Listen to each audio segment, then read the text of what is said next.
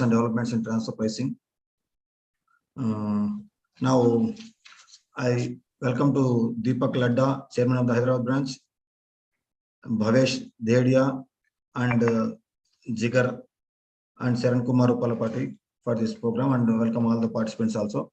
Now, I request Deepak Ladda, Chairman of the branch, to give overview of the program and welcome address. Thank you, Secretary sir. We apologize, members, that we could start the program couple of minutes late. Keeping the tradition of Hyderabad branch, we have been starting the programs on dot sharp. Sorry for the delay today.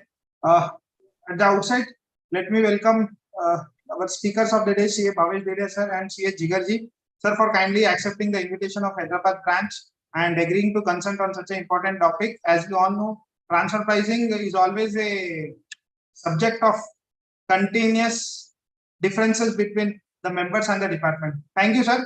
Agreeing to address to the Hyderabad branch. The speakers are from Mumbai and they are very well expert from this subject.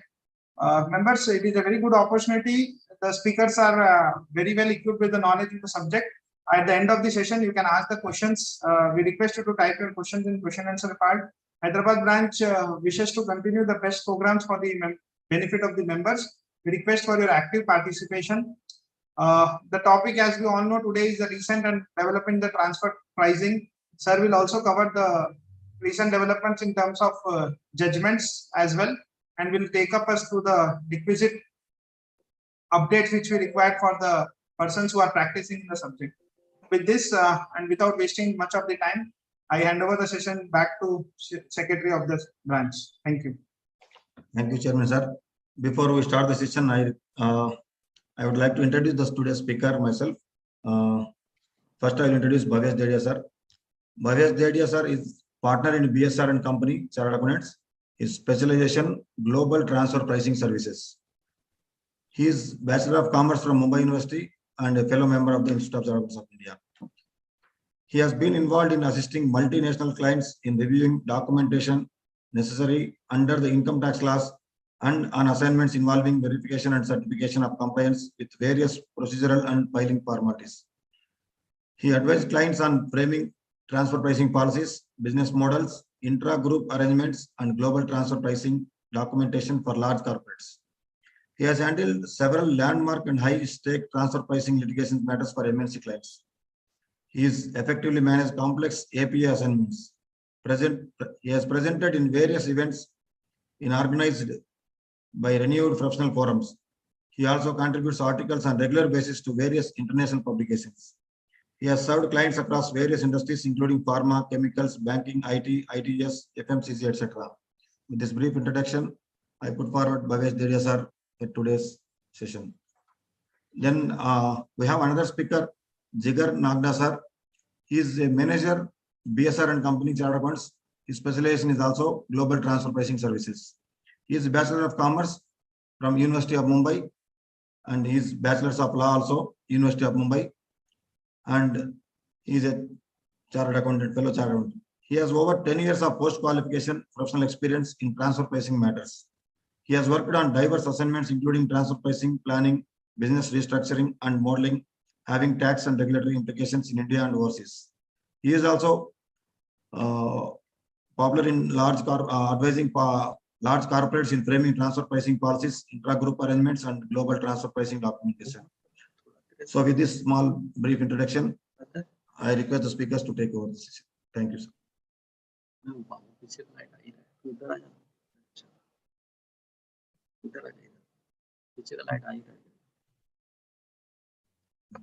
So the session is all yours, sir. Session is yours. Okay, thank you so much, Ravi ji, Deepak ji. It's a matter of privilege for us to be having present, like get an opportunity to present at a SIRC's platform.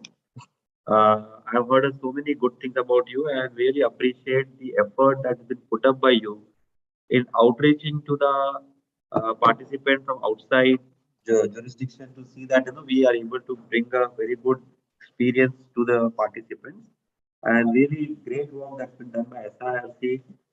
I think while we are in Mumbai, but we keep hearing the kind of the programs, the curriculum, and the thought that goes behind designing the programs and selecting the panelists.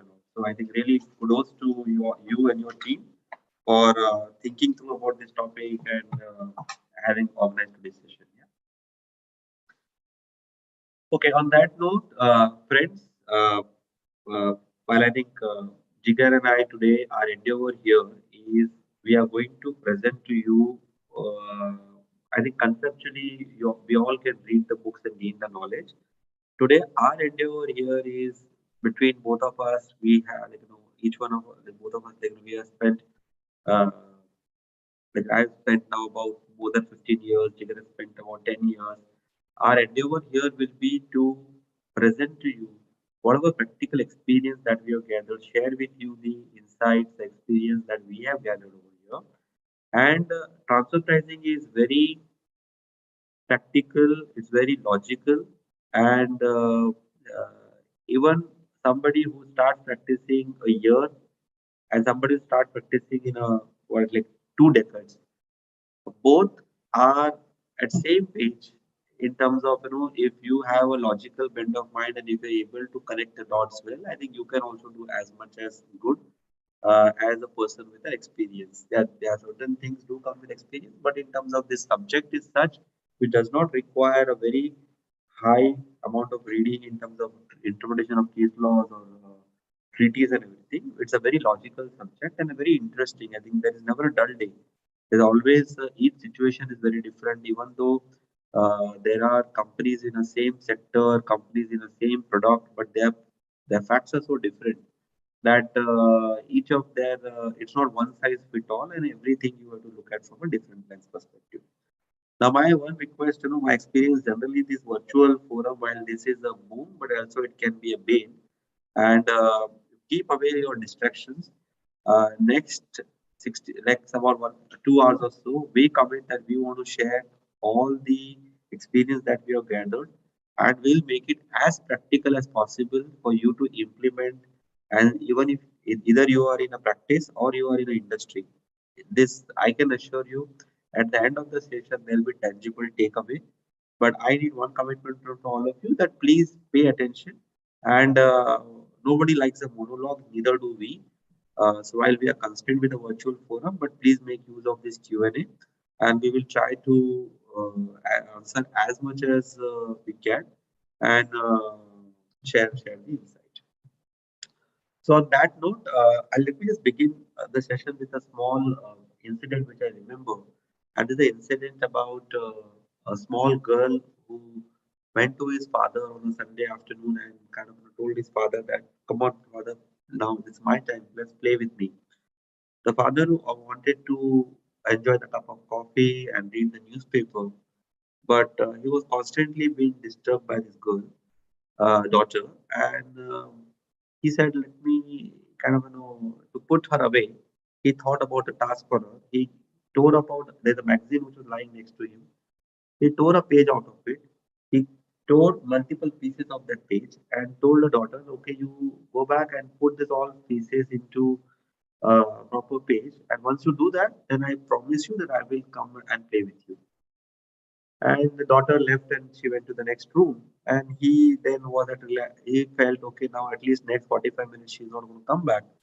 And because it will take time for us, she's very young, it will take time for her to join all the pieces and make a full page out of it. So let me enjoy the newspaper. Now, as he was 10 minutes into the reading, he saw daughter coming up and saying, "Papa, I have finished the assignment. I have completed, I put together all those pages properly." He said, "No, that can't be possible. It wouldn't have been so easy. He said, come and see with me." They went to the next room, and the father was surprised that the daughter had actually put together a full page, all the pieces together. The father asked, "How did you manage to do it?" He said, "Father, when you tore that page, uh, on one side there was a lot of text, but the next side there was a photo and photo of a man. And instead of trying to join from the front side, I tried to join from the back side, and then it was very easy for me to put together these pages." So, friends, the moral of the story is, there's always a different way to look at things. We always get constrained with the way we are looking, and we believe that's only the right way. No, but many times if we change the perspective, the things difficult things which will be seem difficult may also seem to be easy. On that note, now moving on to a slide which is the agenda. I'll flash the agenda now. See, this is what is going to come your way today. We have thought about like covering few key TP issues, key transfer pricing issues. These are the issues by and large you see in 60 to 80% of cases, which there is a transfer pricing. One of the 4 transactions which are listed out will be the issue over there. But then moving on, we will take you to a complex issue. And these are the ones which are really giving a lot of the pains and pains to the industry. And these are really in terms of complex, and we will dive into it. Another interesting aspect that we are going to cover is the today's subject which we are going to learn. It has an interlinkage with various provisions. So what are those interlinkages? And then we are going to discuss the updates with respect to non-residents and what is going into the base erosion profit shifting project. So on that note, moving on, what do we see as a global trend today? At one end, the taxes are reducing, but at second end, the state aid which have been provided by various countries is being investigated. There is a consensus that 15% should be a minimum global tax rate, and 130 plus countries have signed up for this thing.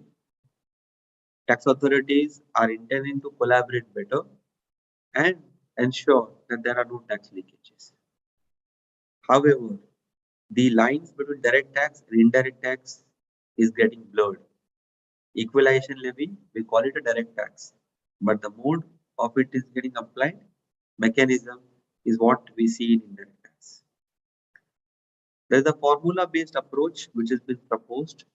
We are India is strongly of the view that the authorized approach which has been propagated by the OECD for determination of profit, which is based on arm's length profit, is not remunerating India adequately, and therefore India advocates formula-based approach, and that's what we see in Rule 10 when we see the attribution of profit rules.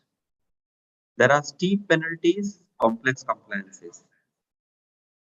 The robust exchange of information which has been contemplated. Today, the taxpayer has a multiple priorities. He wants to maximize shareholders' wealth, but the compliances are very strenuous. He wants to increase the profit and pay as much as efficient in a tax payment, but multiple regulations and in the same country and multiple pull and pushes from different countries makes any planning very difficult. However, there is one facet which touches all these regulations is the transfer pricing. It's a cross-border and also it applies to the within a country. Till some time ago, we had a domestic transfer pricing provision which is now been repealed, but we have a cross-border transaction. Today, more than 60% of a trade is cross-border trade. Today, if you do a survey and ask a top MNC CEO what is one of the problems that he is facing or what does give you sleepless night, in a survey it came out that among the top 10 items which are giving sleepless night to the CEOs is a transfer pricing besides geopolitics risk or the beside the climate change and technological advancements. So it's a very interesting subject. Today, whatever we practice in India, the rules and regulations are uniform across the globe. Even if you choose to relocate to any part of the world, you will have the same methodology and same principle. And therefore, it has a wider acceptability and a huge scope in India as well as internationally. Moving on. Today, transfer pricing is not just a tax subject, it's a boardroom subject. And why is it a boardroom subject? If today you do a transaction, you negotiate a deal, and in the deal, or you choose to do a pricing, and after a few years, if the tax authorities comes back and levies and makes an announcement or levies a penalty, the entire profit can get wiped away. The approach which is there in a developed country and in a developing country is very different. The when you start a new transaction which is a multi-country, which needs to be go through multiple countries, you always want to be efficient, and you, for a commercial reasons, may want to have your holding company in one jurisdiction. You will may have a super distributor model. You may have a indent model. So how you plan your business can give you edge over the competition. Today, the consumers have become very demanding. They all want more with less. Businesses have a very stiff. Uh, Employees are demanding. Employees have been very demanding. The costs are going up. Inflation is rising, and therefore it is extremely important that you price yourself well, so that you are always in the game. Otherwise, very soon the way technology is developing and way the competitive landscape is changing, and the startup world is coming up, you can very soon be out of business. And therefore, besides the efficiency and the simplicity, the pricing law plays a big role. On that note, moving further, we dive into the key TP issues. And among the key TP issues, we first start with the intra-group services.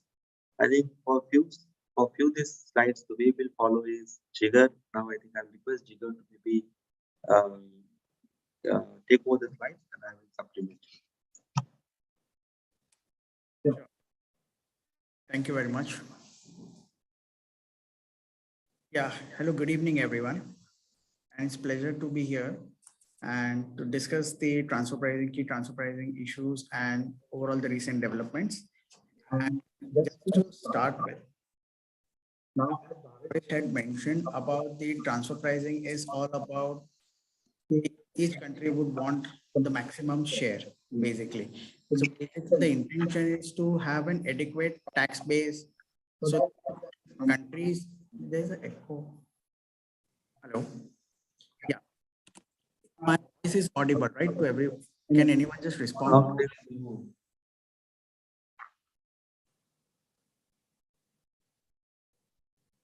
Yeah.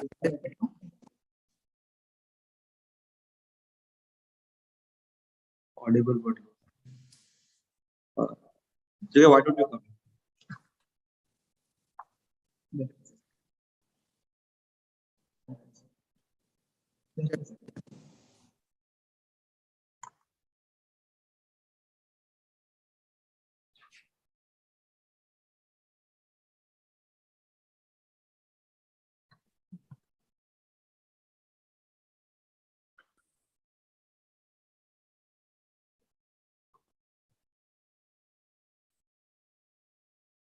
Yeah. Is my voice audible now?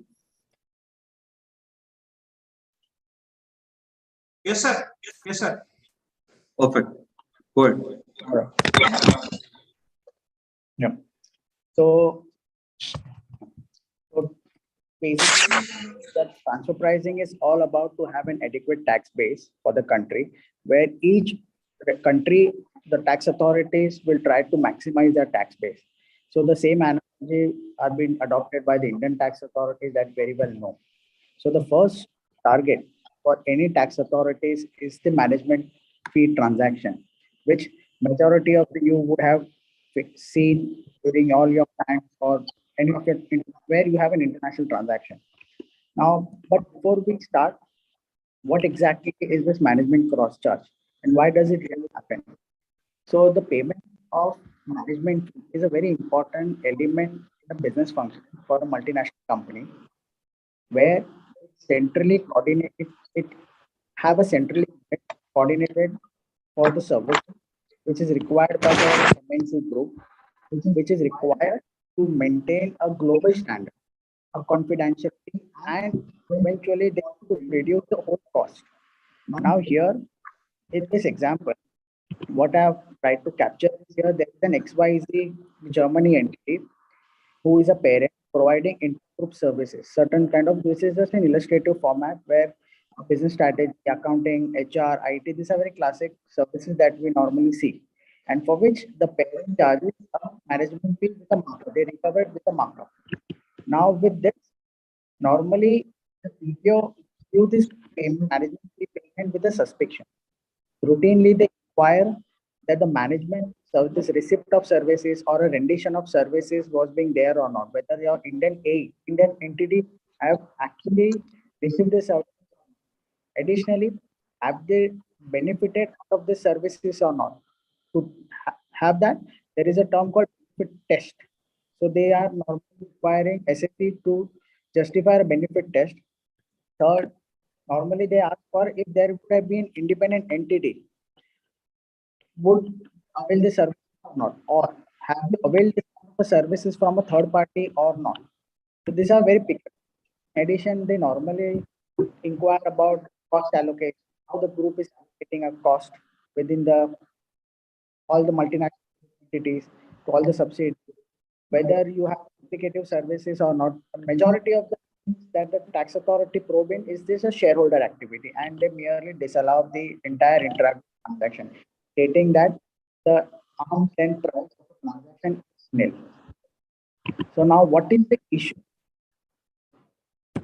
Here, the issue is basically uh, whether do we have documentation or not to justify the benefit, justify the rendition of services or not. Now, just to give you a glimpse, what exactly the documents that the tax authority require is the just not an intercompany agreement. In addition, they would also want a person or a SSE, they expect the to submit the entire services, whether from the email, if there are certain trainings being taken, if there are certain A's who would travel to India or any, so for that, flight tickets, hotel stays, seminar details, all those documents, whether that could constitute a good amount of documentation. Secondly, if you have a adequate certificate from a for a cost allocation being undertaken by A, if that's being certified by any of a chartered accountant, that could also help the company. In addition, if there are certain VC logs or something like that, that could also be supported to the tax authorities. Now, there are additionally questions which are being probed, and which is a technical point to be discussed, whether which method, whether the TPO had applied any method or not. Had that been, say, for example, you would have considered as a TNMM as the most appropriate method, transactional net margin method, aggregating all the transactions together and consider this as a one of aggregating and benchmarking it under TNMM method. The first thing that needs to be checked is whether the TPO had applied any method or not. If not, that is a basic technical ground that could be raised. Then normally the probing that by the tax authorities is the foreign A is normally considered as a tested party because the services have been rendered from A, which is located in a foreign jurisdiction, and normally the comparables are also the foreign A. So the tax authorities also consider whether foreign A is as a tested party and foreign comparables. They normally probe a lot, but they don't have much on the answers on it, which are set of comparables that needs to be selected. Then what is more important is to identify the shareholder activity or shareholder services and exclude that element of a charge from the transaction value. And last but not the least, two things. One is if there is any element of a free of cost services. If your A has been charging any free of cost services, that has an TP implication as well, because tax authorities first thing they ask is, was there any kind of a services which was being not charged expressly, or else, like I will give you a very classic example is the software or a testing of any software being like SAP implementation. So that kind of a service is they would charge you for the software element, but they may not charge you for the appropriate implementation or something like that. So that requires a charge from the A. Eventually, the reason being is if you are a captive entity and where you are charging on a cost plus basis, then you are eroding the cost base. If A would charge you the amount, eventually you would consider that as a cost and recover it with a markup from your A. And last, whether your flipped entity, which is your A, eventually is reporting this transaction or not. So these are basic things which the tax authorities have been probing and have been a lot of noise have been made on the intra-group services since inception, and since over the past few years, we have observed a lot of positive rulings as well as some few adverse rulings as well. So these are the few judicial precedents that we have just brought it down. I'll just say about few important positive ruling first. Basically, like Cushman, Whitfield, Goodyear, Tire, Pune Tribunal. So they bring out very categorically mentions that there are certain necessity of services which are availed by the from the A cannot be questioned by the TPO, because the TPO cannot question the commercial expediency of incurring an expenses, and they cannot determine the ALP at nil. That is very well categorically mentioned in Cushman. How secondly, in Goodyear, the TPO had rejected the entire transaction, but what was required is they need to accept the benchmarking where the SSC had conducted the benchmarking, and adversely there are certain Bangalore rulings specifically which are adverse, which have upheld that ALP can be at nil, and they have just linked that only merely submitting the invoice does not say that you are meeting the need benefit test or the rendering of services. So these are the few case laws that we had jotted down for you. Okay, friends, very quickly, this is one of the contentious issues. This is one of the contentious issues, and it's very important that, and this is something which will be found everywhere. So the evidences, compilation, and timely presentation makes a lot of difference. Today we are seeing the voluminous data that is required to be justified, and more importantly, to understand how the charge is being computed and charge is being levied. A lot of the European multinationals, the simple formula which they adopt is they allocate the charge basis the turnover of respective entity. And this particular approach is not to the liking of Indian officers, Indian tax authorities, because this largely goes on principle of ability to pay rather than on a principle of whether whoever is availed services should get it.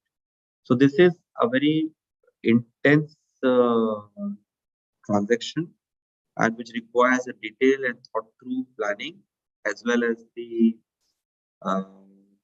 approach and a dedication from the multiple stakeholders in order to defend this intra-group transaction. Yeah. So now moving on to the next contentious issue, royalty.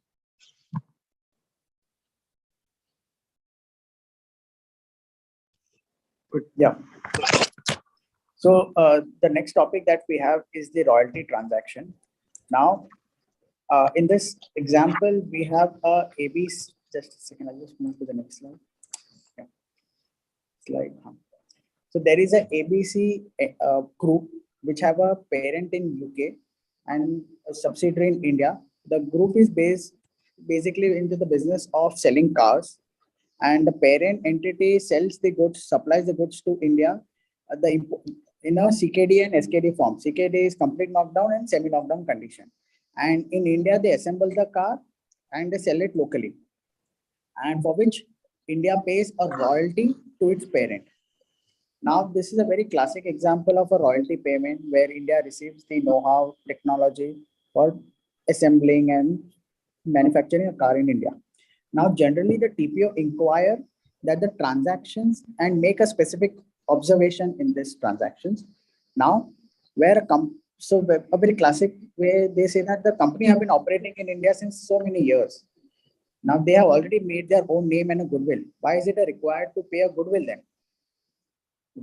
Indian entity has not received any benefits out of this kind of a transaction or a royalty to substantiate, or the SSC was not able to substantiate by way of any document during the assessment proceedings. So, another thing that the TPO or the tax authority generally probe is that in a third party situation, no third party or any other group company would have not paid, or third party would have not paid in such kind of a situation. But this is a very theoretical or a hypothetical example which the tax authority is given.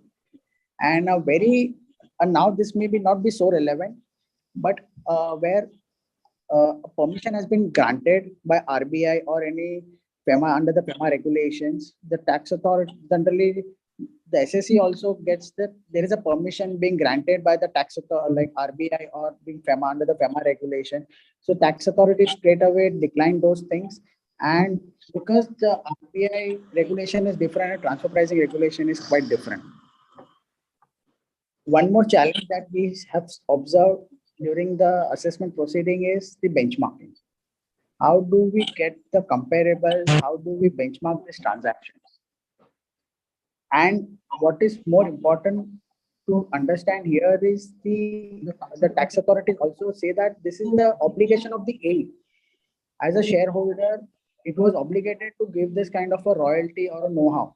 So accordingly, the TPO straight away go ahead and say that the ALP can be nil, or they may cut down on the, like whatever the percentage, like 4%, it may come down to 0.5%. The rest of the things where the royalty was not required. So now how do we resolve this issue?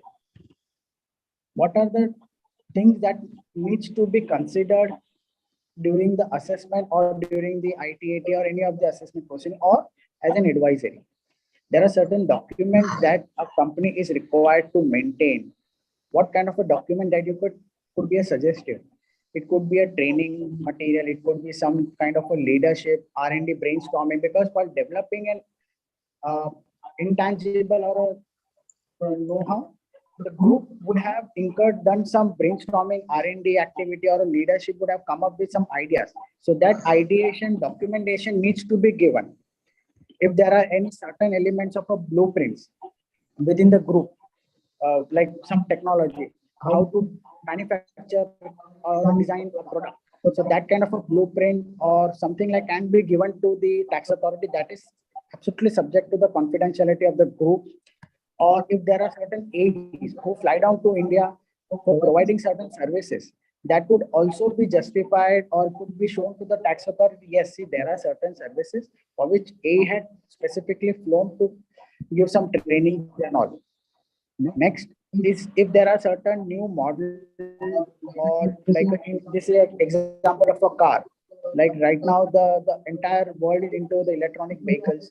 So if there is a new product launch, currently there are only 5-6 vehicles, electronic vehicles in India. If there are new vehicles launched, this could specifically be informed to the tax authority that, see, this is the model, this was been launched in 2021 or 2022. So because of which I had received the royalty, I had recovered some technology for which I am paying a royalty. Now there are certain regulatory filings which would be applicable for the older cases. In previously, there are certain TCR certificate which was been required to be given to the tax authority, RBI regulation basically, for declaring that among so and so there is a sales for which I'm incurring certain royalty payment. So this would be the clear-cut guidance, or though that may not have a strong holding, but some kind of argument that could be put forward to the tax authority. The next, is there anyone facing same issues? There is some. Is my voice audible? No. All right. So the next point is, how do we benchmark this transaction? A very classic example for this is, to benchmark a transaction, there has to be a search being undertaken within the group. So what is the search? It's an external search we normally perform on a database where we try to find a comparables which also charges the royalty to other group for some franchisee or a royalty whatsoever, whether it's a brand royalty or a know-how. And what is also important here is just a minute. I think there is a audio disturbance. Okay. Put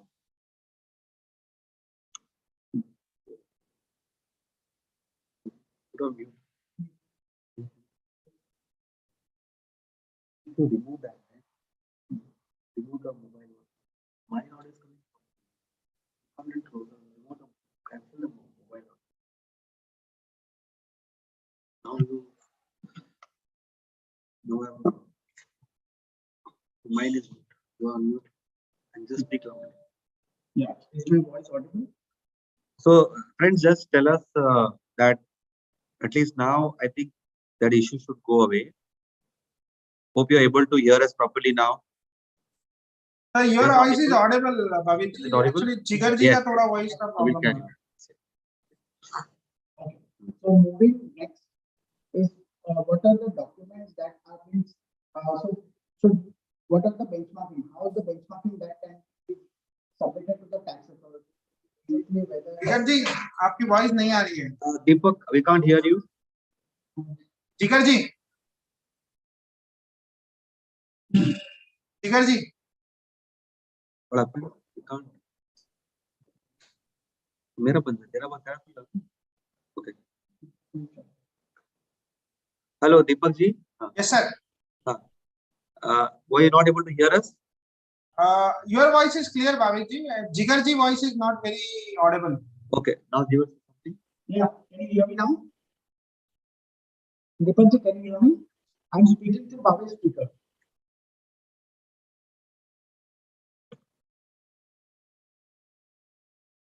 Now you speak. Hello? Now I'm on mute myself. Hello? Yeah, you can hear me now? No, sir, voice, there is a problem with the mic. Just a second. I'll just change the setting. You have my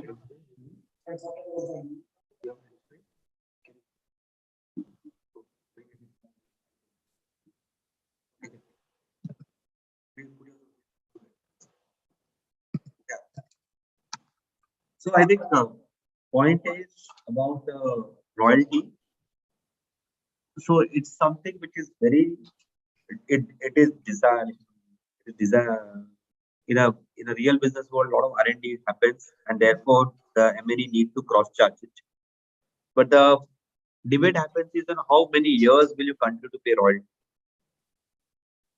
There are cases where companies have been paying royalty for 50 years, but isn't though the 50 years you are paying a royalty, but one is to look at whether royalties for brand, technology, or know-how, and what efforts are going ongoing basis to kind of make that technology or know-how relevant. So those are the things which a taxpayer needs to demonstrate to the tax authorities. I had one particular situation where there was one inbound MNC subsidiary was paying a royalty. Now that was disallowed. We went to the higher authorities. We were not getting a resolution, and it was taking too much of time. With CID appeals, we landed at tribunal.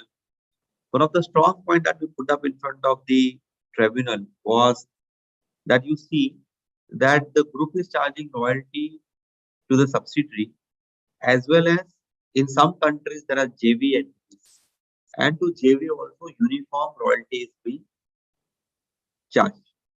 Now that gave lot of the persuasion or weightage to our argument, and then overall looking at the comparables, the overall addition was needed. So while comparable is at a play, but royalty being a unique transaction, there is often difficulty to find a right comparable, and it's a intangible usage of intangibles. So after making a payment of royalty, that should be sufficient profit that the entity should be left with is what needs to be demonstrated. Now moving on to the next slide, we come to the again yet another contentious issue of a overdue receivable. And now Jigar is back in the room. I'll ask him to take over this slide. So I hope my voice is audible. Go ahead, speak. Yeah. I hope my voice is audible now. Go ahead, speak. Yeah. So moving to the next topic, which is overdue receivable. Here to give you a glimpse, in 2012, transfer pricing regulations has been clarified. Take the slide. Yeah. So transfer pricing regulations have been clarified in Finance Act 2012 retrospectively. Under section 92(3), that the international transaction shall include capital financing. So, which we have underlined, which also includes the deferred payment. Now, deferred payment or receivable or any other debts arising during the course of the business. So pursuant to this amendment, the tax authorities are treating the outstanding balances as a separate international transaction in various cases. It also treated as a loan. Now, what there are certain aspects one needs to evaluate whether the outstanding balance are treated as a loan. For this, what does the intercompany agreement talks about? What are the credit terms of the intercompany agreement? Second, what would be the credit terms? What are the credit terms with third parties? Now, if whether you charge any interest to your third parties or not. Last but not the least, what is the currency of the transaction being undertaken? Whether is it in Indian rupee or is it in any foreign currency? That would also be relevant. And most important, do we report this transaction or not? If not, is there any penalty for non-disclosure of a transaction? Now, to address all this concern, there are certain rulings that has been come up. A very classic and a very known case, which is by Mumbai High Court in case of an Indo-American case. So here, there are certain cases which are in favor and there are certain ITAT rulings which are in adverse. Now, a Mumbai High Court ruling in case of an Indo-American where the credit period has been provided to A as well as non-A, that was being upheld, that been expressly categorically mentioned by the tax ITAT that High Court specifically that my intention was never to give fund to A.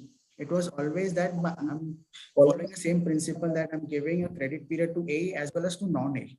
Accordingly, there has to be no adjustment on account of a deferred revenue. This is one.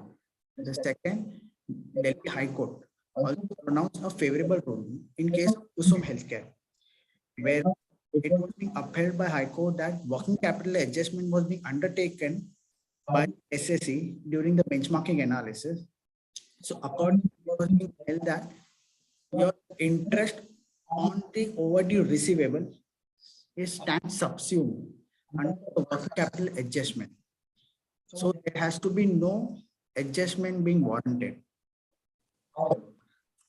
There adverse ruling by Chennai ITAT in case of a Dusan Power, where the categorically the member have pronounced and directing that the interest on overdue receivable beyond a normal credit period has to be charged.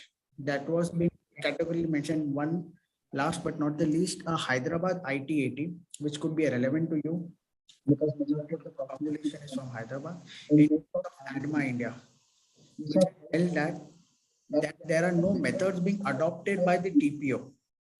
Where SSE has adopted a method and TPO has not adopted any method. So accordingly, the adjustment stands deleted in case of ADMA India Private Limited. So this overdue receivable have been a very hot cake for the tax authorities nowadays. Now, during this COVID period, what we have also observed that a lot of companies were unable to pay. I'm talking about 2021 because there was no cash flow, not adequate revenue. So the company had deferred their overdue receivables or either intentionally or the company couldn't pay it.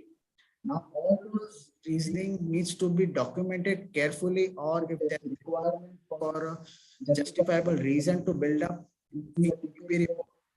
as benchmark working capital adjustment or especially reported in a Form 3 ECP, this has to be done now before the tax authorities gets the attention. So that is regarding the overdue receivable. So the next topic that we have is the corporate guarantee. Now, a very favorite, you can say that a very classy and a favorite for the tax authorities. Let me just give you what are the guarantee. If there are two types of guarantee which you all know, financial guarantee and a performance guarantee. Financial guarantee would to cover the borrower's debt where he is unable to pay or default. Then it's being like the because of which liability would be covered. Now the second is the performance guarantee, where if there is a delay or event of inadequacy of a performance or of a contract, in such situation, performance guarantee can be invoked. Now, this is the example that we have given on the right hand side, where the parent they wanted to acquire a company outside India, which is a target entity. For which they have created a SPV outside India. Now that SPV have that credibility or credit history to get a loan. Somehow they to the bank, they got a loan only because there is a guarantee backed by the parent. Now, just to understand what exactly is this transaction, this is a pure guarantee or this is a loan given either parent or routed through a bank where parent is giving a guarantee.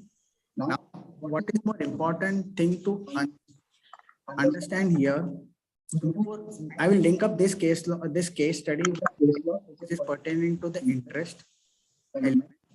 Now, here, what needs to be understood? What is the intent of the company? Is to expand its business, where it had to acquire, it wanted to acquire through a SPV, for which it did not have fund. Now it had to fund the business company.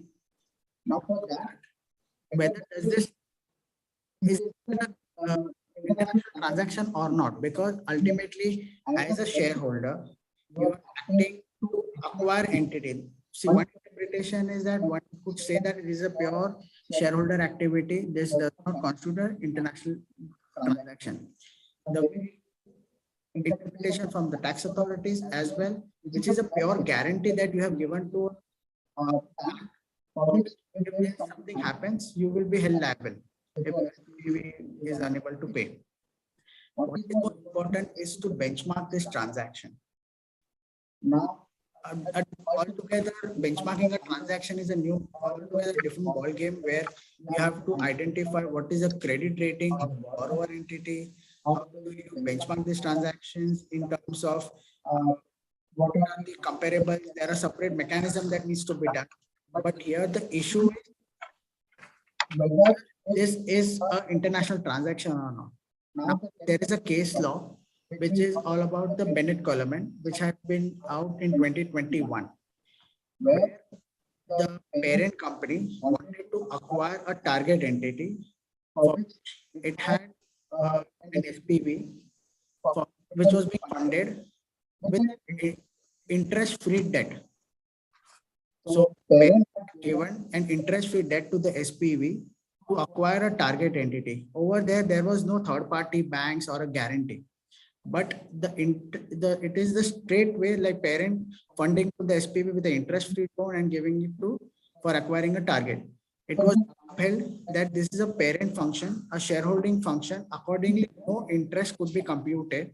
Where at the first level, the TPO had computed under the cup method, they had computed elevator adjustment and computed the percentage of 13% of a rate for a notional interest on the interest-free loan. Whereby ITAT has categorically upheld that there is no benefit. It was just for the sake of acquiring an entity. Parent intention was far more before the was being formed. So accordingly, there is no adjustment being warranted. So again, going back to the same example of a guarantee now, these are certain queries or inquiries or observations being made by the tax authorities, which we have seen how the benchmarking was being undertaken. They categorically disregard the entire benchmarking analysis and say that there is no implicit support. They simply place reliance on the safe harbor. The old safe harbor rules, which specifically talked about the 2%, they still place reliance on the 2%. And straight away make an ad hoc adjustments of 25 basis point to 100 basis point just for the difference in the credit rating. Now, what is important here to understand? What is the approach that one needs to follow? First, identify whether is there any implicit support from the parent to a subsidiary was there or not, because it nowhere through a documents, nowhere through negotiation it will come up. It's majoritarily at understanding or assessment that needs to be done to enable whether there was an implicit support or not. Second, for that, what is required is to understand what are the credit ratings being considered by the lender. So when a bank would have charged a some interest, so that point of time they would have understand or assess the credit rating. Now for that, they always need or evaluate what are the credit ratings of the SSE before and after. So this was one. The second thing what is required is what the historical or press releases, historical press releases that are being available on a public domain, where the parent had categorically come out stating that, okay, this is the support, this is the loan, my subsidiary was unable to pay and I'm funding it. So there is certain kind of a press release being given. So that would also be one of the document.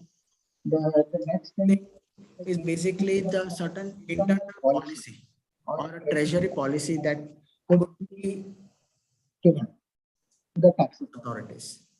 So just to give you a glimpse of what is international transaction and guarantee, this is basically what is important is the implicit support, and that is what we had. Then moving to the next is the complex TP issues. Here we have a very interesting one. Is first is the business restructuring. Now, maybe so what is business restructuring? It is basically this is just a glimpse of the income tax provision. When The 1 minute. Yeah.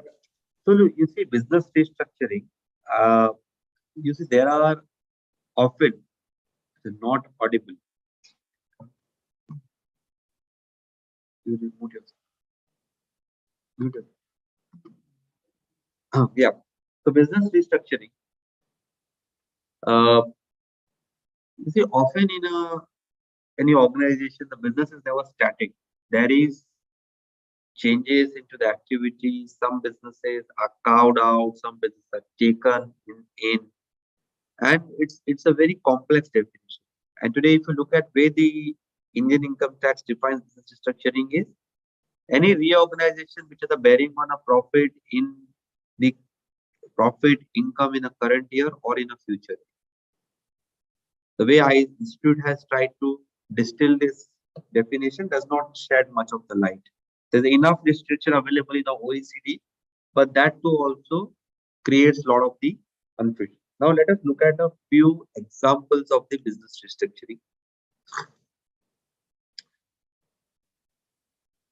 Conversion of a full-fledged manufacturer into a limited risk manufacturer could entail a business restructuring because of the shift of functions and the risks. There is the scheme of amalgamation, merger, demerger, slump sale, then integration of the entities, and there are n number of things which are there. There was a situation where the company had a 3 contract manufacturing unit. They were not able to fulfill all the 3 units. They decided to close down one and shift the production to another 2 units. That itself was a restructuring. So business restructuring is very wide, it's very complex. But does each and every restructuring requires a reporting? I think reporting, disclosure, and a benchmarking is what one needs to look at it in that. Moving on.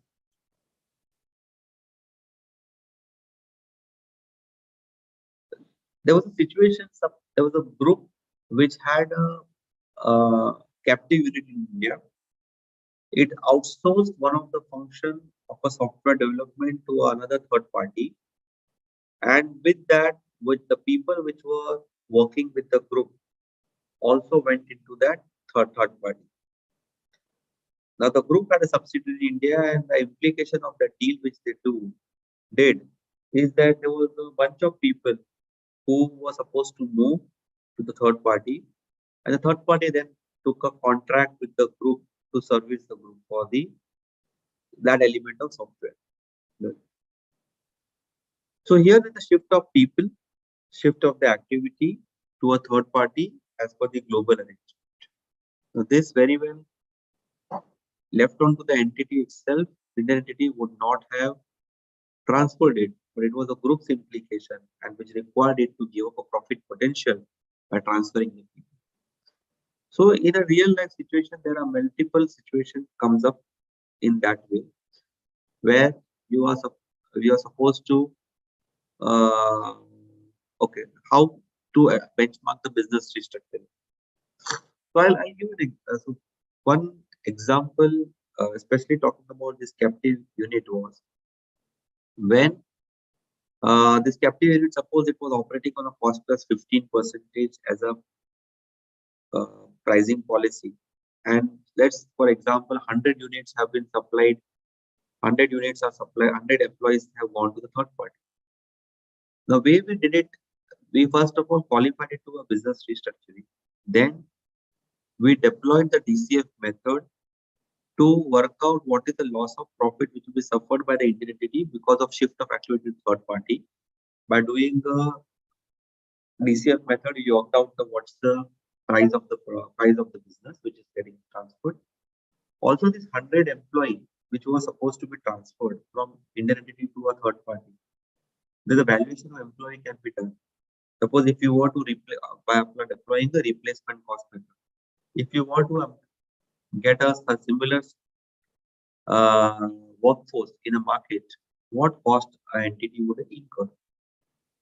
So that would be recruitment cost, 2 to 3 months of training cost, and that's how you work out you value the workforce and you work out the value. Suppose the value of the business came to X, value of the business employees came to Y, X plus Y is what the parent had to compensate to India for doing this business restructuring or for parting up with the business due to the instruction of the parent, because certainly parent look for a larger good of the cost. So business restructuring, at times there are shared, at times there are businesses. If you distill, one has to be very clearly look at what's the profit, loss of the profit potential which is there and which needs to be compensated to an entity. For example, the second bullet, which is converting full-fledged entity to a limited risk entity. Suppose you are a contract manufacturer, you are a full-fledged manufacturer. Okay, how to benchmark the conversion of a full-fledged manufacturer to limited risk distributor? Okay, suppose as a full-fledged distributor, you are earning, for example, 8 to 10% margin on your sales. For a limited risk distributor, your margins are kept to the 3% or 4%. The difference between the 4% to 10% is what is the loss that you are suffering. Now that loss is because of the portion of risk that you are not taking. One again looks at a reasonable finite period where the product is sellable. What is the advertisement marketing spends you are taking? So you first say, okay, because suppose you take a finite period of 5 years and say for 5 years you're going to suffer 5% reduction into the margin. You apply that on the turnover which you anticipate for the 5 years. You work out the total loss of profit. You work out the total what advertisement spend, because now you are going to become a limited distributor. So what's the advertisement spend that you're going to save? And difference of that is what is the compensation that Indian entity ought to receive for conversion or giving up the profit potential or conversion from a full risk to limited risk entity. So likewise, when you transfer something valuable or transfer a profit potential in the real life also, if suppose you want to part away with the business to third party, you would do the both parties will sit together and they will assess the market and they will do the valuation. Like that, with valuation is a key which needs to be done. Also, in a situation if you are kind of it's a multi-country deal and then in some deal you are having somewhere a JV partner, you're giving exit to a JV partner, that value can be terminated. Another example, suppose if you have a captive unit over here and suppose you are terminating the captive unit, do you need to compensate the captive unit for the loss of the business which has been suffered? Now, suppose if you are terminating a captive unit and you are transferring the business to third party, probably the captive unit may require a compensation, but the business is not viable, and due to which you are terminating the captive unit, then merely paying a termination cost also can be a reasonable, and there need not be a further attribution of additional compensation. So business restructuring, I think what we are trying to do is we have taken a two very commonly used examples, and I'll just ask Peter to explain, take this with the help of an example.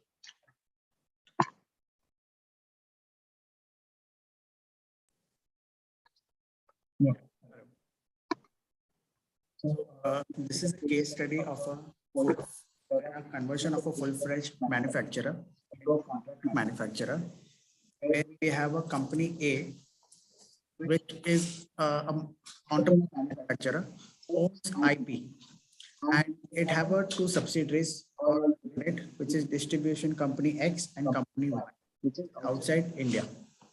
Now, normally in the pre-restructuring case, what we see, the company A is an entrepreneur owning all the IPs, which is technical know-how, brand names, etc. Whereas appointed company X and Y as pure distributor in the market, where our distributor are earning a minimum return on sales and balance is remitted back to company A. Now, in the post-restructuring, which is on this side, what happens is the company A becomes a contract manufacturer and is remunerated on a cost plus basis, whereby a company A transfers all its technical know-how, brand name to company Z, basically. So this is just cutting down the functions of company A and passing out to company Z. Now, what was the intent? The intention of the restructuring is to achieve a centralized management or control at a regional headquarter level. So now, what is the first step for this activity?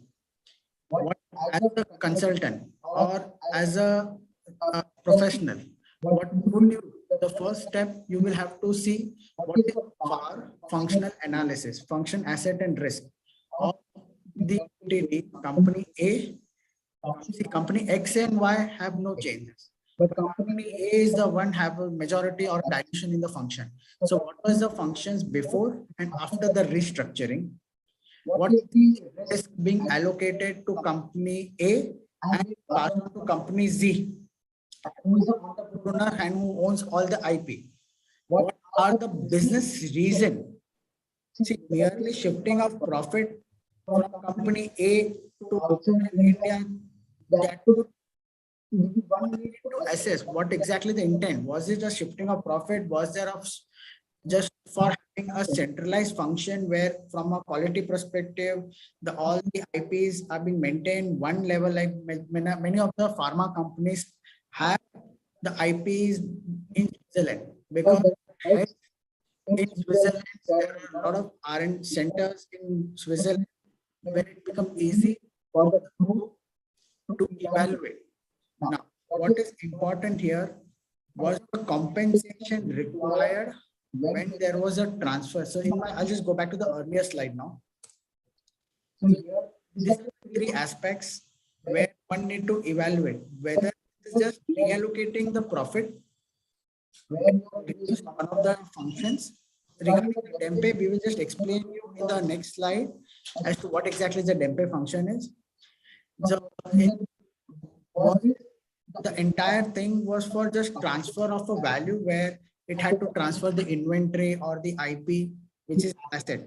Or was there an intent just to terminate one agreement, which is the last one does not solve it. What is important as a consultant again, it's to review the functional analysis, where exactly the substance are actually, if you are transferring your IP to company Z, do they have a substance or not, which has to be backed by a logical business reason. So this would be one case study that we have. We also have one more case study, which is example of restructuring, which eventually leads to aligning the TP policy requirement to align the TP policy. Now, in this case, globally, there is two groups, basically T group and R group. So T group had acquired the R group worldwide, there was an acquisition, whereas the T group also have a subsidiary in India and R group also have a subsidiary in India. both the entities have been independently working. However, both the Indian company, which is subsidiaries, have one thing in common, which is the ITS activity. Now, what is the call being taken to the acquisition is to acquire or to sell the IT unit of our company to T unit. There is a slum sale. Historically, the R unit has been compensated on a cost plus 15%, and historically, the other entity also been compensated on a cost plus 10%. Now, this case study demonstrates there is a need to align the TP policy because the tax authority will straight away question like you acquire from a cost plus 15, now you're charging on a cost plus 10%. So there is a clear-cut reduction in the markup rate. So there has to be some charge with either in between. It can't be a cost plus 10%. For that, what are the functions being undertaken by the R company or which is now merged with T company, which the Bhavesh just explained some time back. So here the people function needs to be understood as to what exactly the activity being undertaken after shifting of the profit, cutting down on certain functions of the people undertaking the ITES activity. So this is the case study on restructuring. So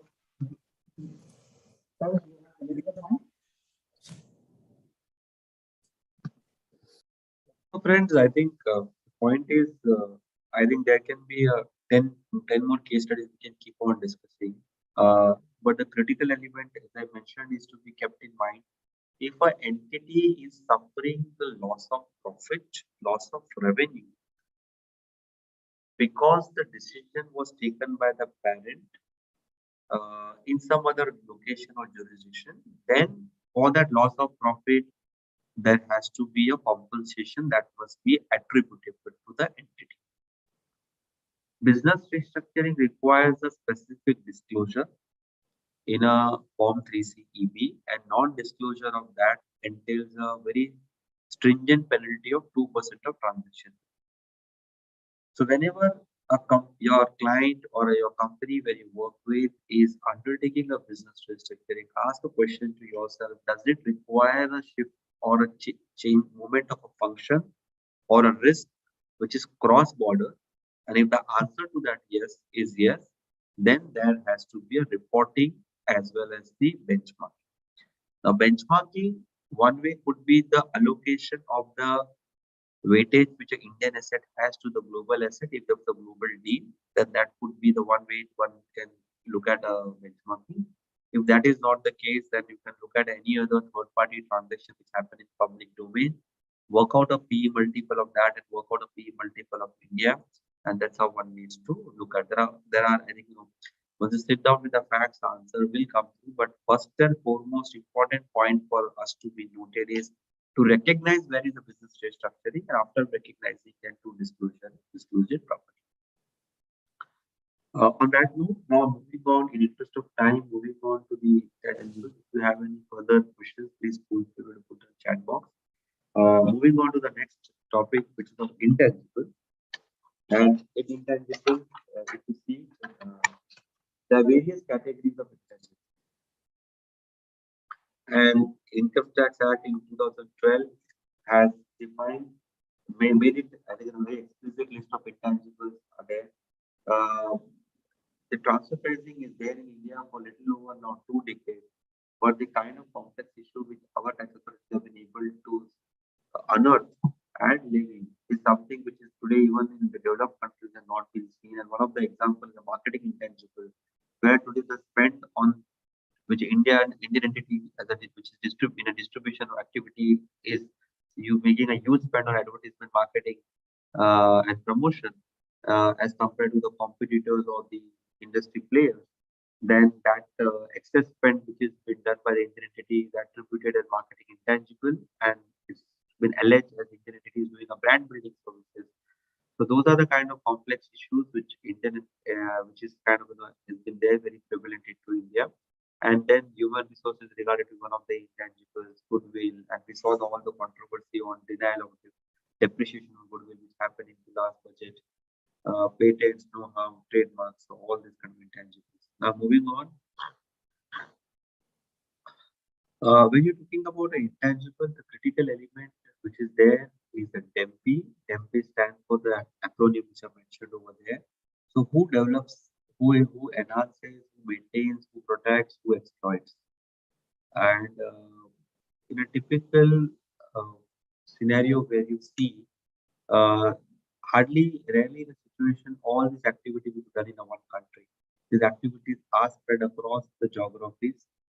Uh, there is a lot of UN crime that the large multinationals, they artificially shift their intangibles to a tax havens and thereby garner the substantial profit and stash that into the tax havens and pay very less profit into the countries where they do the sales or where they do the manufacturing.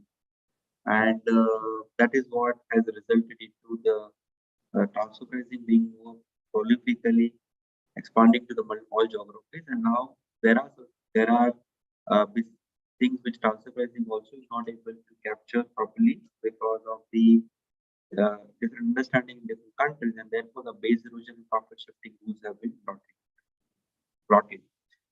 Moving on,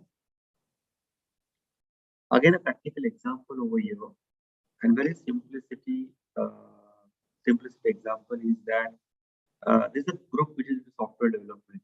The parent, which is there in overseas country, it appoints an Indian entity to do the software development. It pays the Indian entity cost plus 50. The software which has been developed is been sold by the another group company into the another country, and that entity acts as a full risk entity. It sells the software and it pays a 2% royalty to the parent.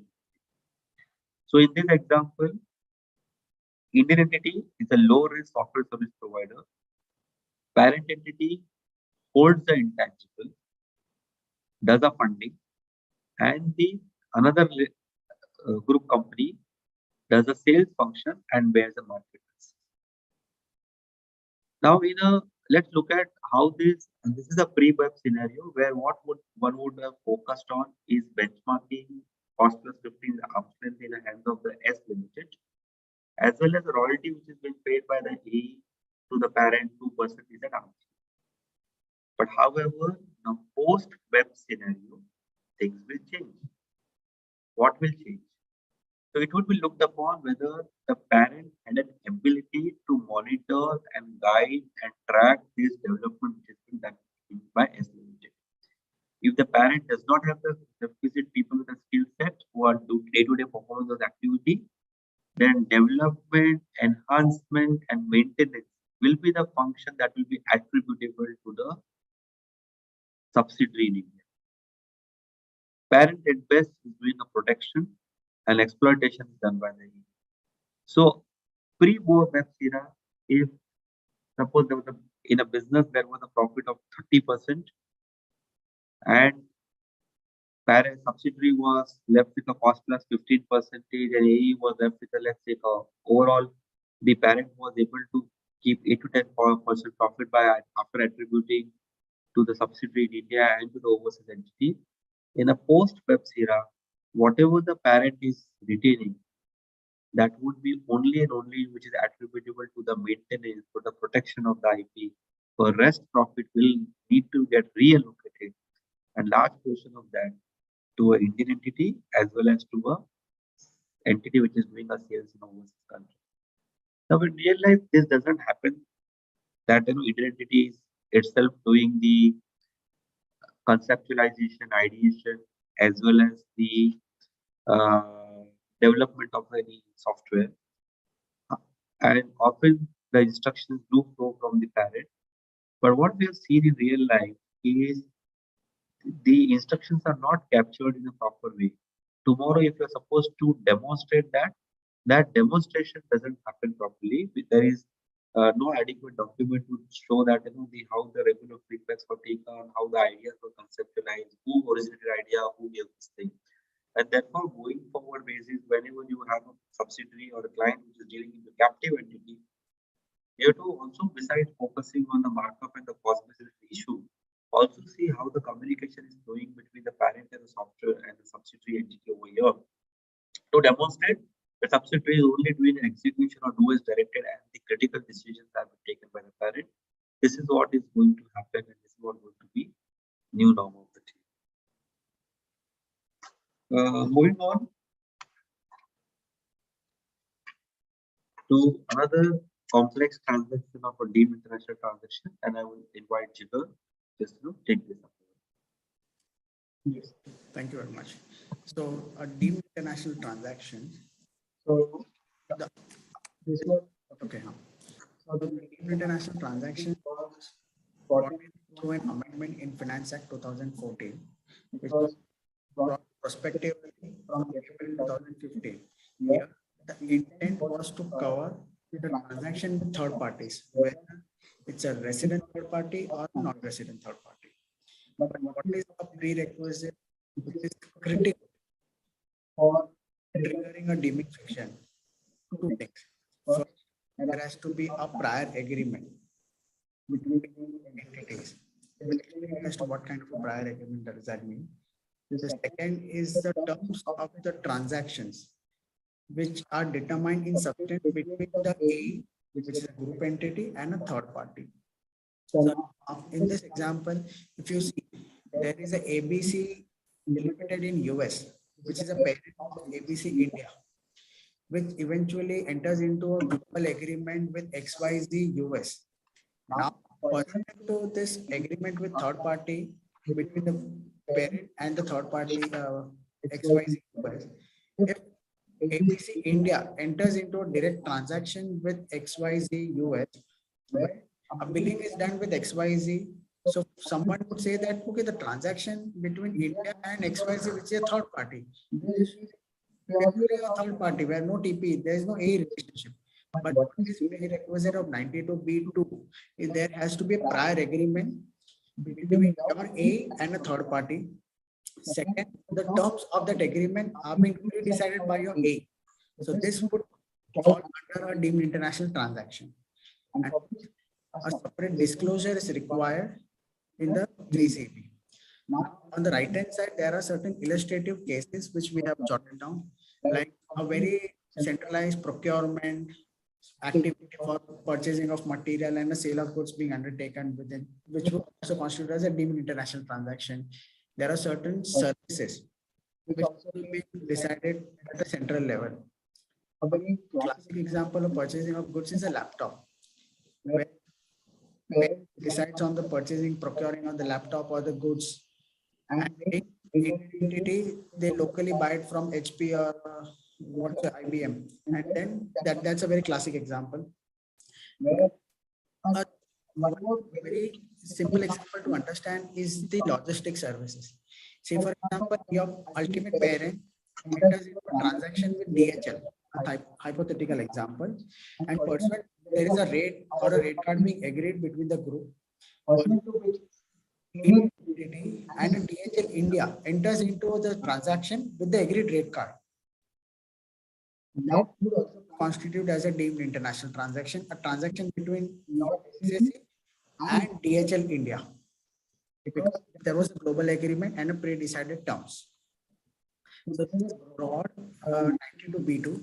Moving next, this is a very case study which was out by Bombay High Court, pronounced by Bombay High Court, where there is a Unix Inc. which is based out in US. They acquired a Kodak US. There was an agreement between both the group to acquire this imaging segment of Kodak. And Kodak US also had a subsidiary in India. Unix also had a subsidiary in India, though the name are different, but the name have got changed, which is Carestream India. So now what is important here in Kodak ruling is, though there was a global acquisition, but in India, the transaction or a negotiation for buying Kodak India by Carestream India was negotiated locally by the Indian team. The terms were decided by Indian team of Carestream India. The group did not influence on this transaction that this could be the terms of the contract, this could be the pricing of the contract. Hence, the Bombay ITAT and this was being upheld by Bombay High Court, that this is a pure domestic transaction. Accordingly, deemed international transaction would not be categorized as a deemed international transaction. So it is outside the demarcation. Alternatively, there was one more Mumbai ITAT ruling in case of prudential process, where there was a transaction being undertaken between domestic entities.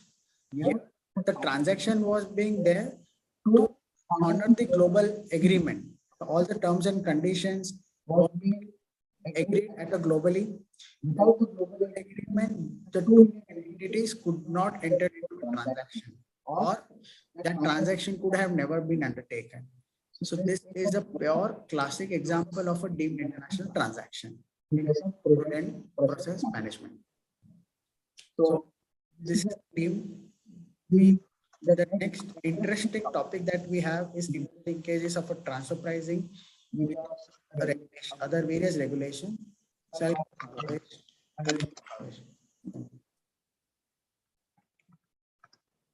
Yeah. So first, we start with I think transfer pricing cannot be looked in isolation. First of all, it's a regulation which has a linkage, which has an implication on two sides. It's a kind of, it's every coin has a two. That we say every coin has two sides, and likewise, any transactions has a transfer pricing comes in when there are cross-border transactions, and therefore there's the impact in two countries. And besides the impact in two countries, also one needs to look at is there are the linkages with other regulations. And which are those regulations? Let us start with the GAR. GAR is very draconian. Whenever there is an attempt of tax avoidance, the GAR comes into the picture. And today, if you see and read the GAR, I think it disregards the character types, that they disregard the transaction, which has been primarily been undertaken with the objective of tax avoidance. For a taxpayer to demonstrate that the transaction is compliant of a GAR provision or non-violative of GAR provision, the critical element is a transfer pricing documentation. GAR lays the emphasis on substance over a form. How do you demonstrate substance over a form? Is through your robust transfer pricing documentation, where you write down the activities which have been performed, the detailed function analysis, the risk analysis, and then demonstrating that the activity which have been performed, the outcome of the transaction is in line with the arm's length principle. Besides GAR, there is a specific anti-avoidance regulation that is there in India. For example, thin cap, we call it as section 94B, which limits the deduction of the interest which has been computed, which can be claimed by the taxpayer. Now, GAR is a transaction where if you artificially shift the IPs or you shift the shareholding to a more favorable tax jurisdiction, and which otherwise ought to have been residing. Let us understand this concept with the help of an example. And if I go to the next slide, I take a very simple example. Suppose there was a pharma company in India which has developed an IP, or which was developed doing R&D on a molecule. The molecule has become successful, and now the pharma company decides to transfer that molecule to a tax favorable jurisdiction. Let's take a Mauritius or Cyprus. And then the manufacturing of that pharma product is done in India. The group company, rest of the world, are selling that product, but the company B is being shown as owning the IP, because the IP which was developed in the development stage was transferred to the company B, and it has been shown that the company B is one who is running the IP or who is kind of managing the IP, and therefore the substantial profit of the business are housed over. Now, can GAR be invoked? And when at which stage the GAR will get involved is at the stage at which the IP is being transferred. Obviously, the claim of the company A was that at the stage at which the IP got transferred, there was no certainty that IP will become blockbuster, and therefore the IP was transferred to company B. But then, when you look at a holistic analysis to get into whether the company B had a wherewithal to manage the funding risk for that IP, it had the competent and technical staff who can conduct the further development of the IP. And after the IP has really seen light of the day, does it have ability to manage day-to-day operation? If suppose the company B in a Mauritius does not have a requisite people, then any which ways by virtue of transfer pricing, we look at the temporary function, it would be attributed that company A has only done all these things. And therefore, the company A should enjoy all the supernormal profit and company B should not. So this is where the GAR comes in, where you are transferring the half-baked product to a tax favorable jurisdiction with an intent to reduce the overall tax incidence on the group. So here, a well-written transfer price documentation would articulate what is company A doing, what is company B doing, group companies doing, with the activities and with the complete justification. Likewise, there could be other elements which could be reallocation of the income expense, debt equity mix which the entity is doing, and the what's the corporate structure for the corporate business plan that the company has put up. I think that through a robust transfer pricing mechanism you can show. Therefore, whenever there is a GAR invocation happens, the transfer pricing documentation becomes a very key, and therefore one should not look at the annual transfer documentation as merely one exercise or tick the box, but one is to pay attention as to how well it is written, so that tomorrow it can hold water where it is being challenged or subject to us. Moving to yet another interesting new legislation which is there, which we are still grappling with, is the POEM regulation, place of effective management. Now, what does the POEM regulation stand for? It is, I think, was introduced a couple of years back, where it was saying that any foreign company is being effectively controlled and managed out of India, then it would be considered as if the foreign company is the resident of India, because the business of that entity is effectively controlled or governed from India. There are thresholds being put up of 50 crore and active business test and all. So any foreign company which is not fulfilling those conditions and whose head and brain or it's controlled and managed out of India, so then those countries will be considered to be resident in India, and their profit will be subject to tax in India. Now, the typically Indian headquartered group face a two challenge. One is that they have to walk on a thin line of a POEM regulation, where they have to demonstrate that the overseas subsidiary have the self-sufficient board of directors and the personnel to manage their business. At the same point in time, there are a lot of centralized functions which happens out of India, where a treasury function out of India, the CFOs do the approvals, there are group CFOs sitting out of India. So there are also strategic and routine services which get rendered, as well as the day-to-day business services do get rendered. Moving on. So, while for the POEM purposes, you want to show that the activities have performed outside India and there is a self-sufficient entity, but for the time that is being spent by the parent on the overseas subsidiary, which is the strategic and routine services, that requires a cross charge. Now, suppose if your overseas subsidiary is acting as a limited risk distributor, and if you cross charge them for the work that you perform, again your transfer prices need to take into consideration that those cross charge, and therefore more compensation need to be left in overseas country. So the GAR provision and the POEM provision has a very strong interlinkage, because today for an Indian parent having overseas subsidiary, there is a governance, there is a shareholder function, and there is strategic and routine services to render out of India. So the important point is to dissect those transactions. Shareholder services do not require any charge.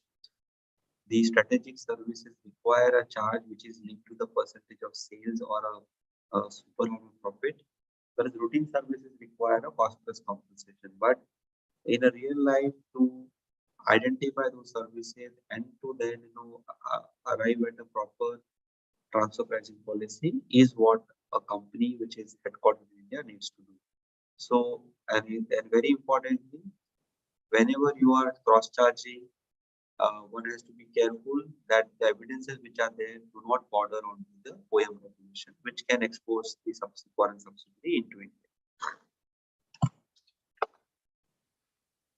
There is a very interesting case in a case of a Sawa Healthcare, which happened, and the case was there is a Indian company which is again it's coincidence that's from the pharma sector.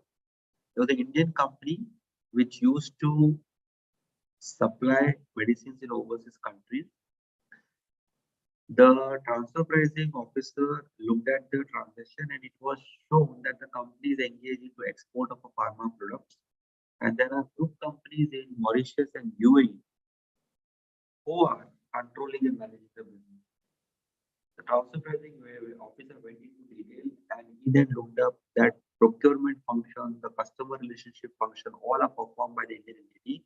And artificially, it has been shown that the Mauritius and Dubai entity are performing those functions. So, in the original construct, the Indian entity had obviously kept a very less margin into India, high profits into the Mauritius and Dubai. The transfer pricing officer said this transfer pricing is faulty, and he attributed 97% of the total profit which group made to India, alleging that the India performs all the critical function and therefore these Dubai and Mauritius is a sham entities and those entire profits should ought to be taxed in India.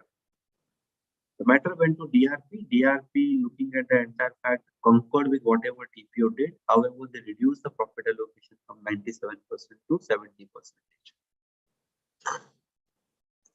When the taxpayer appealed in the ITAD looked up the transaction and they said, effectively, TPO, what he's trying to do is trying to tax the foreign companies' profit into India by imputing the POM regulation.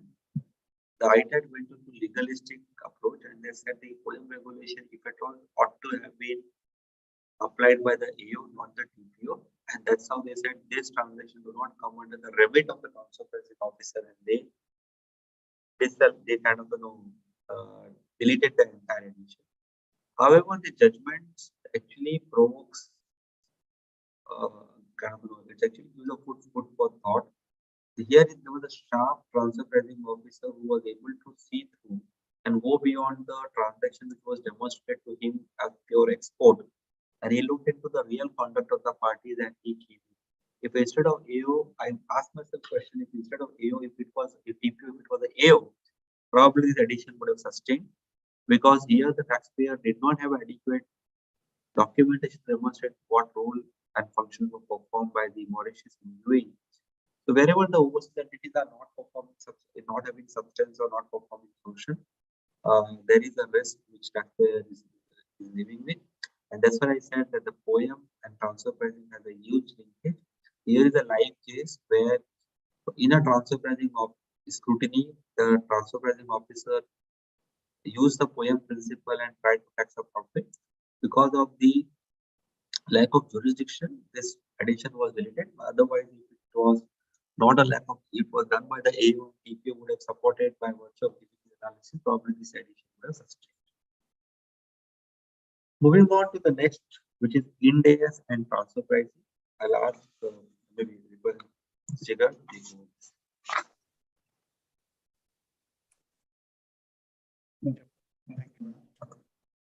The next interesting topic that we have for Ind AS and TP, as we are aware about, the Ind AS was been there since 2016.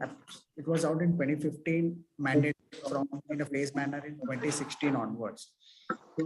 With that, this certainly have an implication in the transfer pricing analysis. The reason being it changes there are certain elements of income and expenses, because of which there are a way we compute the margins for the company as well as the comparable.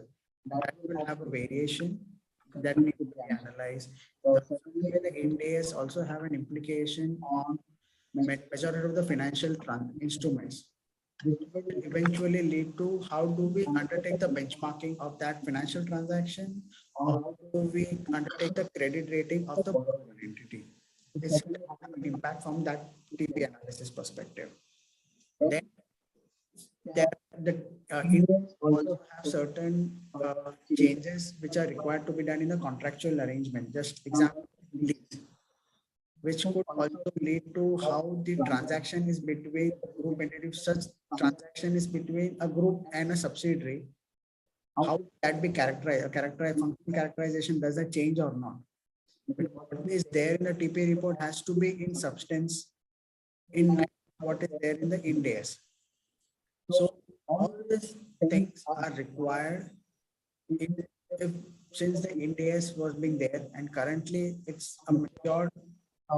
Since 3 years we have been seeing it, and assessment has already been started for this Ind AS companies since 2016. The FY 16-17 was the first year would have adopted the Ind AS for all the listed entities. So now we have just jotted down few examples which will certainly have an implications on the TP. The first is the extended. First here is the extended credit period on sales. As per Ind AS, the sales value should be appropriately discounted to reflect the fair value of a consideration. Now, that will certainly have a TP implication, where the income attributable to the interest component, whether it's an operating or a non-operating, that will have to be evaluated based on each facts and the cases. This is a very important point. Now, the second is the extended warranty. Here, the extended warranty, as per the Ind AS, you are required to defer it over a period of the warranty. Likewise, in the previously, it has to be in the same first year. But from a transfer pricing purpose, why compute the margins for that relevant year? Or how do you justify, okay, there was a warranty which you are allocating or apportioning over a period, but that will not give a clear picture, because you may doing it, your comparable may not doing it, because not necessarily all the companies are operating in AS at that point of time here. Currently, the threshold for 250 crore of the net worth of the companies, a privately held company, are required to maintain, but the companies who are below are definitely not mandated. So that will have a variation in the comparables. How do we compute the margins? The third element is basically excise duty payment. Now, as per the Ind AS, you gross up the value, excise duty, and show that as a separate in the expense item. Now, this will certainly have a TP implication while computing the margins again. 2 areas. One, when you compute the margins of the company, that point of time you either say the profit denominator, you take it as a sales. Now, if it is a gross sales, not the net sales, your percentage will differ. This is one area. The second aspect is, at times, and majority of the cases, we use a turnover filters. So a company is having a turnover more than 1 crore or 10 crore or some X crore. So that point of time, your turnover may vary, because you are doing a gross on a gross basis and not on a net basis. The third element is the discount volumes and the rebate. Now, a very important element is earlier, as part of the AMP, the volume discount, this is part of the advertisement marketing expenses. Now it is required to be netted off from the sales and not separately needs to be reported in the P&L. Like we used to see the P&L separate line item as a discount volume and sales. We need to consider as part of the AMP sales. Now for that will have a direct implication of computing the AMP. Though bright line test is not a valid one, but still, if someone would want to compute what is the AMP spend, advertisement, marketing, and promotion, the sales volume and rebates are part of the AMP. So that you will not be able to directly compute basis of for the comparables. The next item is the government grants. If the government give grants, this is embedded in the sales price, which is recognized separately as the other income. Now, from the transfer pricing purpose, one need to evaluate based on your facts whether you want to consider this as an operating or a non-operating. Majority of the position, it would be a non-operating, but still one may evaluate whether what kind of a business are you into to treat it as an operating. Last but not the least, a very important point, which is employee stock payment, including ESOP, basically. What is required is to expense out the value of the stock payment at the fair value over the vesting period. So this results in reporting higher expenses because you are reporting the entire stock option, which is at a fair value through the vesting period. Now, from a transfer pricing perspective, it has a direct implication because your expenses, which is ESOP expenses or a stock payment expenses, which may be sitting part of your employee benefit expenses, which you treated as operating in nature. And if an captive entity, where you charge a full cost or an operating cost plus a markup, so it will add to your markup and certainly be remunerated for the entire cost of the stock option. So there are a few cases which we have noted down, where a reclassification of income and expense certainly have direct implication on the transfer pricing. So moving next, there are certain updates that we have come up with. So this is the webs which we just wanted to bring up very briefly. There was a webs action plan in 2015, though there was a draft in earlier, so finalized it is in 15. But over a period, there were certain consultations, and with this meeting with the finance minister, they had come up in last year 2021, that framework for pillar 1 and pillar 2, the finalized version in December 2021. So that's just how the roadmap is.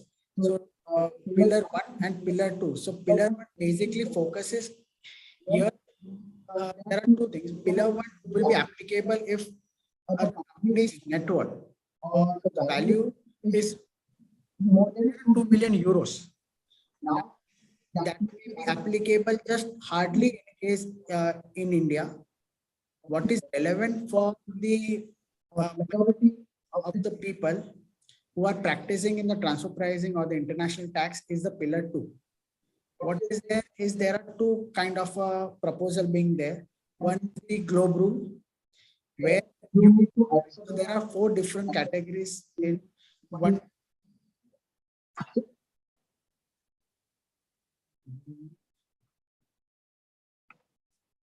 Yeah.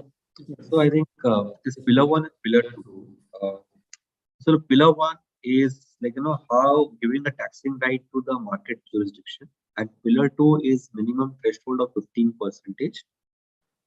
Every country who signs up to the BEPS regulation, and today there are 140 plus countries who have already signed up, and they are supposed to increase their base tax rate to 15%. And in case if they are not, then they have mechanism which they have laid out how those 15% tax will be laid into.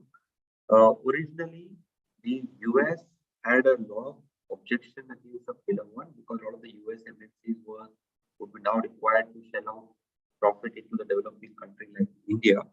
So there are a lot of to and fro has happened, and now the pillar 1, it right now applies only to the companies which have more than 100 billion of revenue, more than 20 billion of revenue. So it only applies to top 100 companies.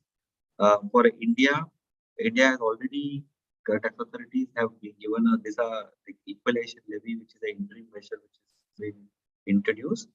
India has committed that once this Pillar 1 and Pillar 2 is introduced into India, which is likely to be in 2024, the equalization levy will be taken away.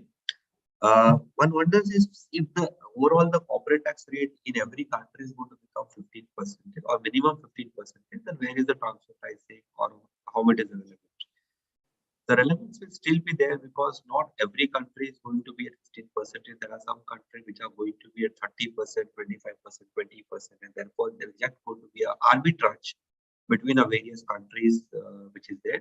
So certainly from the tax havens, the rate of tax will get increased to 15%, and today by and large, most of the countries are touching that. But in case if the countries are not touching it, then still there will be a tax arbitrage between the high tax country to the country which is in a lower bracket of 15%, and still there is the ability to move around. Moving on to the another interesting aspect of a non-resident taxation. So far we have spoke about a lot of resident taxation, but as we all know, the India follows a global rule of taxation where you pay tax on what you earn in India, and also if a non-resident which is there, which is kind of earns the income, and which is subject to a source-based taxation like interest and royalty, the non-resident is also subject to tax in India. Generally the foreign companies find it very difficult to do a compliances, but today if you are earning a taxable income from India, especially FTS and royalty, then you are supposed to do a compliances or do a filings in India. Or you earn a capital gains which is taxable in India, then you're supposed to do a compliances again in India. Now there are situations, for example, going back to the first topic we touched upon, the intra-group services, which are completely disallowed in the hands of the payer entity, but the income of that intra-group services is taxed in the hands of the recipient foreign company at least 10% withholding tax is getting taxed over here. Similarly, royalty, if the Indian company pays 5% royalty and the people determines 3% to be an arm's length rate, and it disallows a 2%. Yet the 5% which is received by the foreign company will be subjected to tax, withholding tax, and there is no refund one can expect because card transfer pricing is anti-avoidance provision, and Indian regulations do not provide for a correlative adjustment. Now, often a situation comes is where non-resident companies are very averse to do a tax filings into India, and then they say that if any which way is in a law, there is a dispensation given for filing return of income. If suppose non-resident owns a royalty or a fees for technical service on which tax is withheld as per the domestic tax law, then there is no requirement to file return of income. But yet, please note, there is a requirement to file a form CB. So it's a very incongruous situation where a company is not filing return of income, but it is mandatory required to file a form 3CB because there is no specific dispensation. And many times the foreign companies find it very difficult to comprehend if they are not supposed to file return of income, then why do they need to do a tax filings? But it's very imperative to explain them and to get them to file because non-reporting would entail 2% of transaction value as a penalty. Another aspect is this judgment of bill track with the Bangalore tribunal. A very interesting aspect happened over here where the tax department had disallowed the complete service payments in the hands of the Indian company, and the foreign company also assessed, and they kind of they accepted the return of income of foreign company. When the matter went to tribunal said, how can the two different positions be taken for same transaction? In the hands of the Indian company, the transaction has been disallowed and in the hands of the foreign company, the same transaction is subject to tax. Therefore, this is not appropriate, and then they rejected the tax office approach. If they have the Indian company by saying, if in the hands of the foreign company you have held transaction to be an arm's length and you accepted it to be arm's length, then for the foreign company, Indian company, you cannot take a part. It's divergence stand. Another interesting judgment in a case of convergence, whether the foreign company should only file PCBs and whether they are also supposed to maintain their own documentation or whether they can place a reliance on documentation maintained by the Indian company. This question was given for deliberation at the tribunal very categorically said payer is supposed to maintain our own documentation, and therefore the merely placing a reliance on the internet documentation will not be sufficient, and the tax authority is also the taxpayer is supposed to prepare its own documentation. So this is again open up the can of worms, so to say, because the cost of compliance goes up, and for a foreign company to first do a Form 3CB filing, prepare our own documentation. It's a very strenuous task, but unfortunately, that's how the rules are written and that's how the interpreted. Raviji, I think we are just on the last 2 slides. Is it fine? No problem, sir. Please continue, sir. Please continue. Yeah. There are, I think, a very stringent penalty provision, and the penalty provision which was earlier 271 1C, which was there, we all knew that it got replaced with a new provision which deals with section 278, which deals with under-reporting of income and misreporting of income, and there an act has specified what is under-reporting of income and what is misreporting of income. Suppose if you claim an expenditure and if you are not able to produce evidences to justify that claim, then it was considered to be a misreporting. If today the transaction is not appropriately disclosed, it's under-reporting. Plus, if you don't file a Form 3CB, you don't file a TP documentation on time, the 2% of transaction value, there are penalties for master file, local files. The way today, if you look at the intent of the legislature is that make penalty provisions so stringent that the companies don't take a very aggressive approach.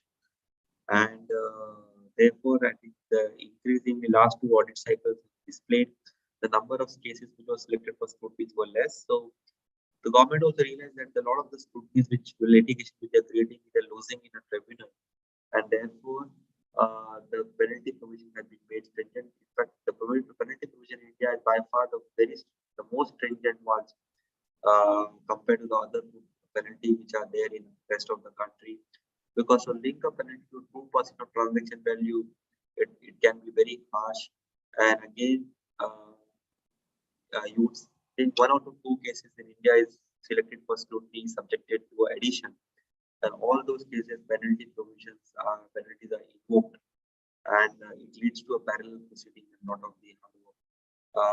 But the right thing to kind of look to a penalty, I think, while the addition is litigious, but penalty to justify the documentation come handy. And again, the way the transfer reports and the disclosures are made in 3CBs become very important. For example, a company issuing a corporate guarantee may take up position that the corporate guarantee is not an international transaction, may choose not to charge for the corporate guarantee. But it would be highly advisable the company to disclose their transaction to the 3CEB so that it could save itself of a penalty provision.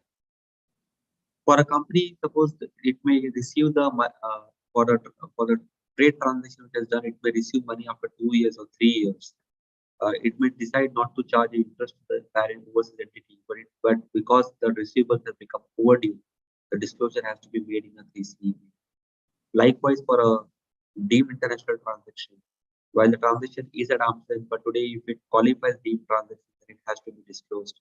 Similarly, business restructuring, so on and so forth. So the one has to be very careful, very conservative while doing the compliance, but one can take an aggressive approach in a litigation. But for a compliance, the penalty provisions are so stringent that it's been there. In the next slide, we have listed down few. I think this is the last slide. So we were initially to put some paper, but I think in the interest of time, we thought we'll limit it. So now to the point, I think if I look at my chat box, there is one of the questions which we kind of not answer earlier, I will answer now. And that is with respect to the royalty. And there's a question that need benefit evidence-based documentation and benchmarking done using royalty database. As TPUs don't have access to database, is not being appreciated by Hyderabad and Bangalore, the jurisdiction. What is the way out to defend the royalty transaction for lower authorities, especially when we have a strong case? So I presume that the gentleman, the question which has come, which says there is a strong justification for royalty, there is an adequate documentation and benchmarking, and yet the TPOs are not accepting it because they are saying that they don't have access to database. In that situation, what one can do? One can make a formal request to the TPO. While if you don't have access to database, suppose I can bring my laptop to the tax office, which will have access to database. The TPOs can very well see how the search was conducted, and I am making live demonstration available of the database to the tax department. So the difficulty which they have of not able to verify my search process, I am making access my laptop and my computer system and making you live database available. Now that after that, once you make a formal request and you kind of put down that in writing, I'm sure TPO will find it difficult to take this argument that it does not have access to database and therefore it is not able to verify. But however, TPO may very well say that the document produced before him is not sufficient, and therefore he may still yet disallow the transaction. And for that, I think one has to show that if it's a royalty payment, then even after making a royalty payment, Indian entity is left with a sufficient profit. What are the efforts which have been put up by the parent entity to continuously upgrade and maintain those technology? Third is royalty is nothing but a payment for intangible, and payment for intangible should always result you in a higher than a normal profit. And if you're earning super normal profit, then the royalty payment is justified. I'm sure even if the department, for any reason, they are not accepting this argument, but at a higher level, if this documentation and this live database point is solved, then surely this will find favor with the income tax authorities at the higher. So I think by this we have answered the questions which are there. If any questions are there, we are happy to extend by 5, 7, 10 minutes and answer more. Meanwhile, Raviji, any comments from your side? I think there are no other questions. So if there are no other further questions, I will ask Deepak Ladda, Chairman Sir, to give his closing remarks for this seminar. Thank you, sir. First of all, excellent session, sir. Although there was some communication bandwidth issue, but overall the audience were consistent during the session. Thank you, Bhavesh sir. Thank you, Jigarji, for taking out time from your busy schedule and agreeing to address to Hyderabad branch members. And I also thank all the members for their patience listening and for their couple of questions which sir has already taken up during the session. Now I request the committee, means the backend team, to present the virtual certificates. Santosh, please.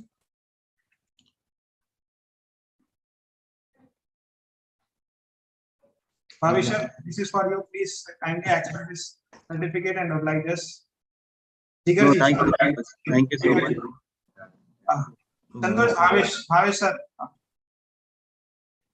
Hi. Thank you so much. I think I really appreciate. We are very glad. This is for you.